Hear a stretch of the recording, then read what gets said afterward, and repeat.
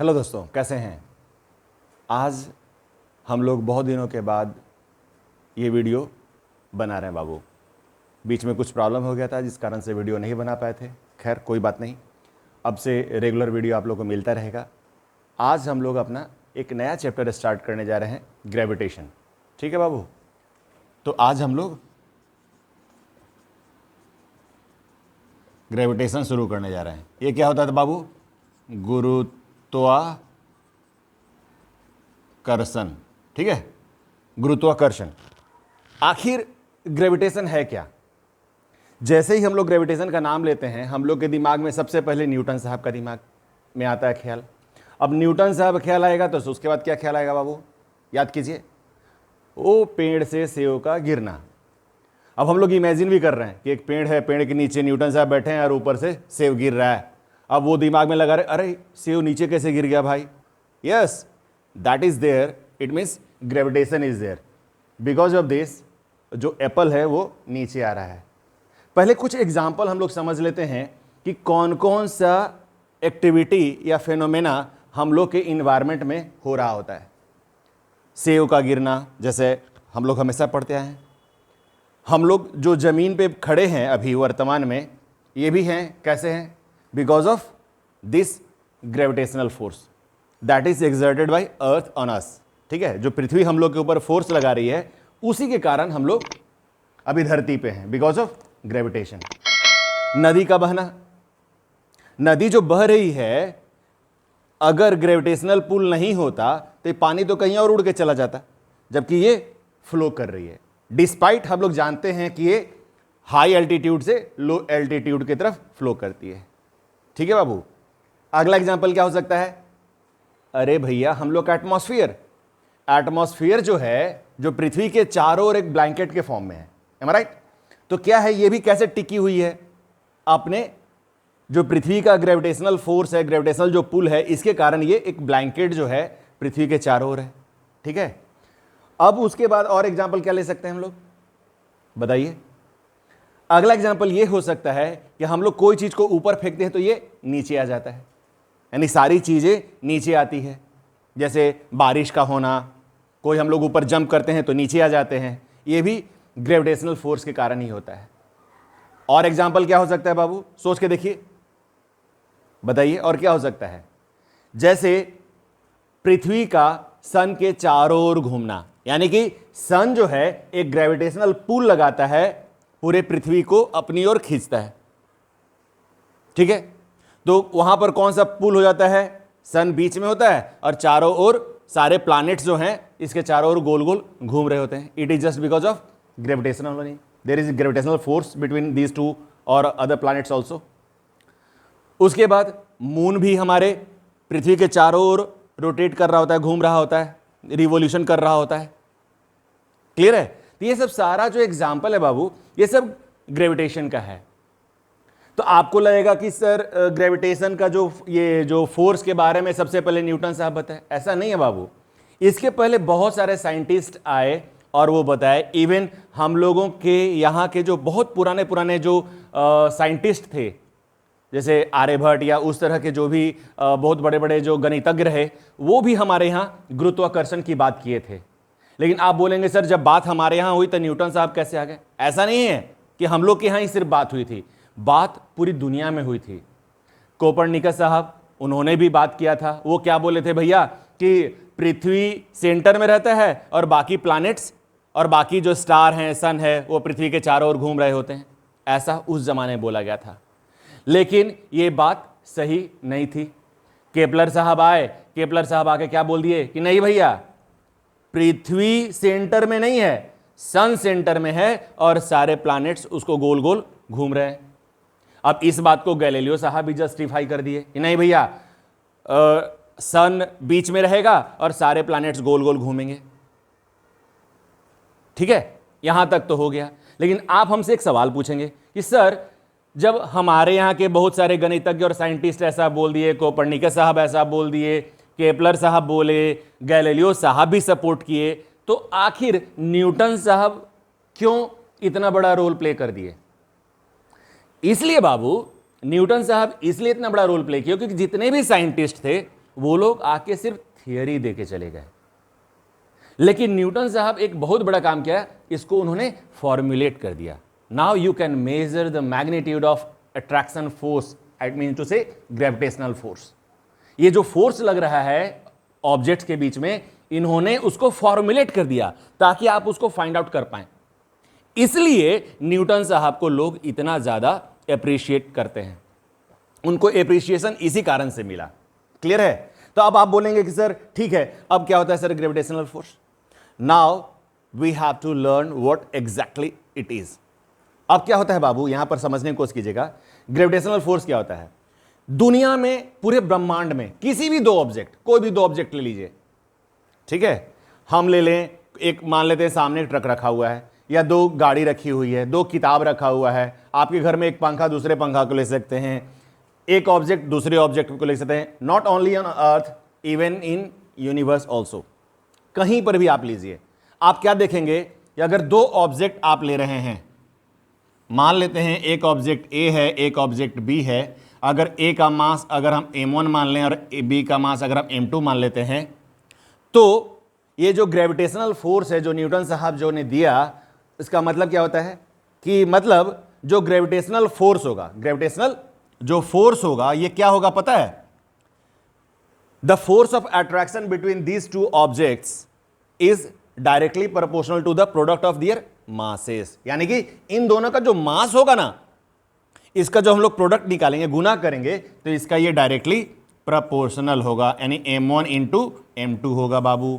सबसे पहला चीज ये।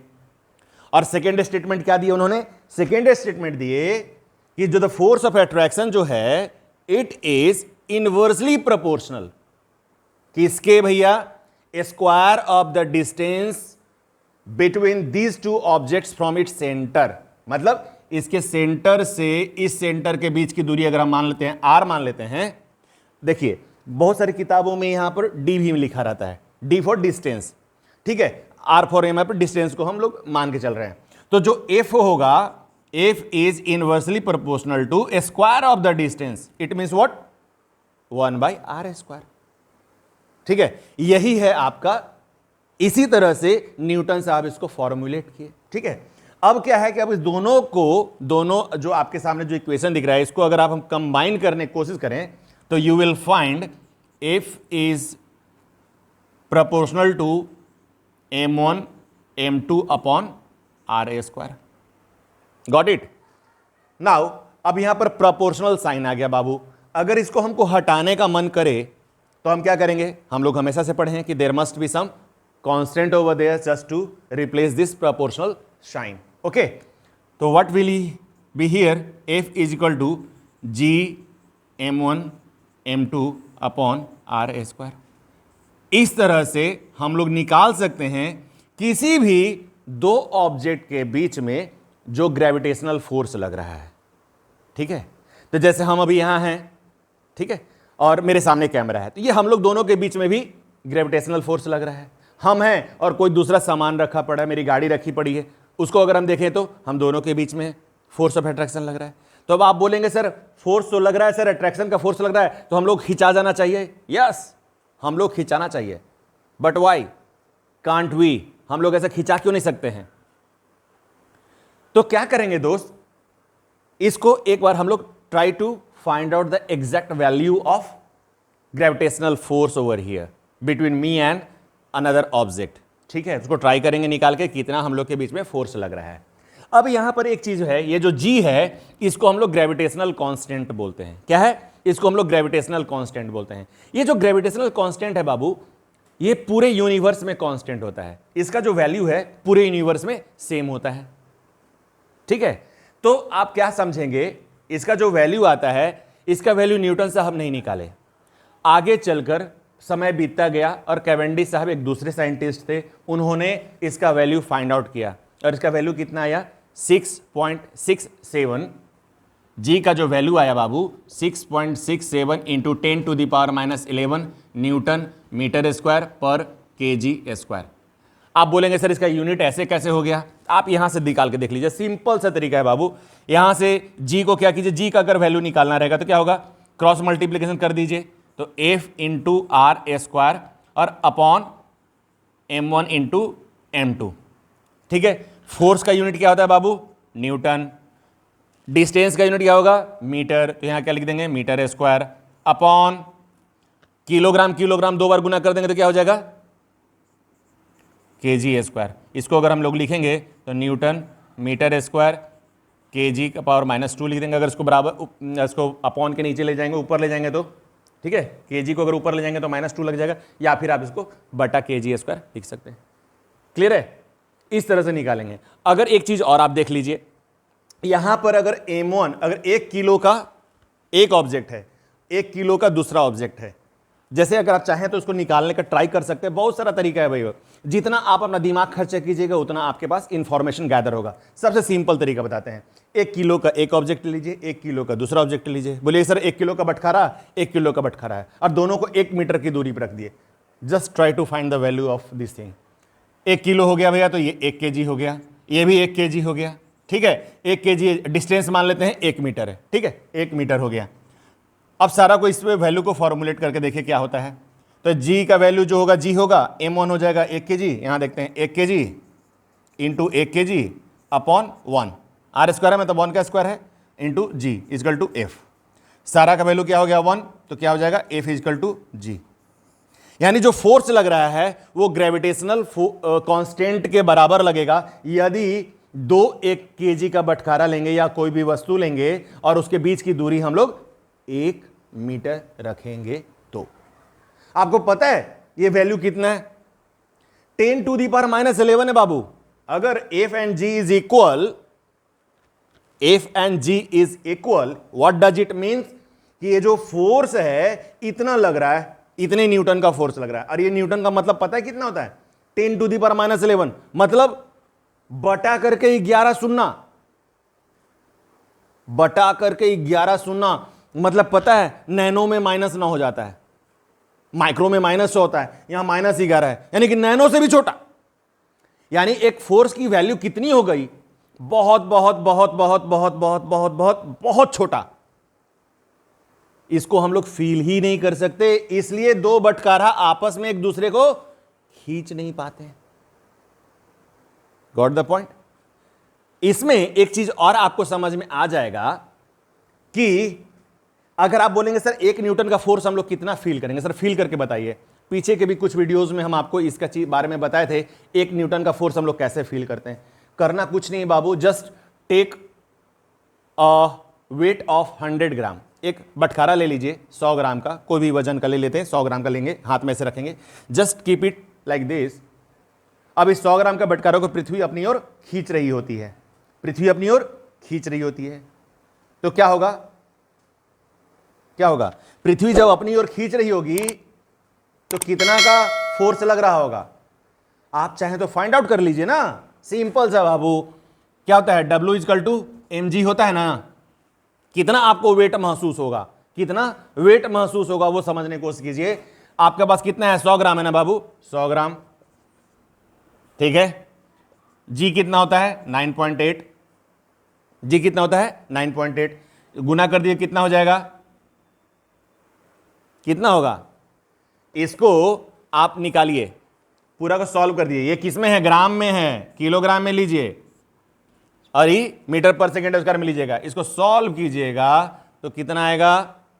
0.98 आ जाएगा, इतना न्यूटन। इसको हम लोग इक्विवेलेंट लिख सकते हैं 1 न्यूटन के, 0.98 न्यूटन। सॉल्व कर दीजिएगा तो 0.98 न्यूटन आएगा। 0.98 न्यूटन मतलब 1 न्यूटन हम लोग अप्रॉक्स लिए हैं। यानी कि आपका हाथ पे अगर 100 ग्राम का बटखारा लीजिएगा तो आपको 1 न्यूटन का फोर्स फील होगा। यानी कि 1 न्यूटन का फोर्स मतलब हाथ पे 100 ग्राम का बटखारा। अगर आप 1 किलो का वेट रख लीजिएगा तो 10 न्यूटन। क्लियर हो रहा है? अगर 10 किलो रख लिए तो 100 न्यूटन। तो इस तरह से आपका जो ये फोर्स लग रहा है ये 1 न्यूटन से बहुत बहुत बहुत बहुत छोटा है। क्लियर है बाबू? तो इसलिए दोनों वेट जो है आपस में अट्रैक्ट होकर सट नहीं रहे हैं। यही चीज हो जाएगा हमारे और गाड़ी के बीच में, हमारे और किसी हाथी के बीच में, या 2 ट्रक के बीच में। बिकॉज ये जो ग्रेविटेशनल जो कांस्टेंट है इसको जब सॉल्व करेंगे तो ये वैल्यू बहुत बहुत बहुत बहुत बहुत छोटी आएगी। ठीक है, इसलिए हम लोग अट्रैक्ट नहीं कर पा रहे हैं। आज हम लोग इतना ही पढ़ेंगे दोस्त। अगले वीडियो में हम लोग सीखेंगे कि हम लोग जैसे एक सन लेंगे, मून लेंगे, सन लेंगे, अर्थ लेंगे, अर्थ लेंगे, मून लेंगे, इसमें हम लोग फोर्स निकालने का ट्राई करेंगे कि उन दोनों ऑब्जेक्ट के बीच में कितना फोर्स लग रहा है। और हम ये भी ट्राई करेंगे हम अपने दो आदमी के बीच में कितना फोर्स लग रहा है। तब कंपेयर करेंगे कि सन क्यों अर्थ को अपनी ओर खींच के रखा है और हम किसी दूसरे आदमी को क्यों नहीं खींच पा रहे हैं। आपको फोर्स कंपेयर करेंगे और आपको समझ में आएगा। ठीक है दोस्त, अगले वीडियो में हम लोग वो सीखते हैं। टिल देन प्रैक्टिस कीजिए, घर में थोड़ा बढ़िया से पढ़िए। थैंक यू दोस्त।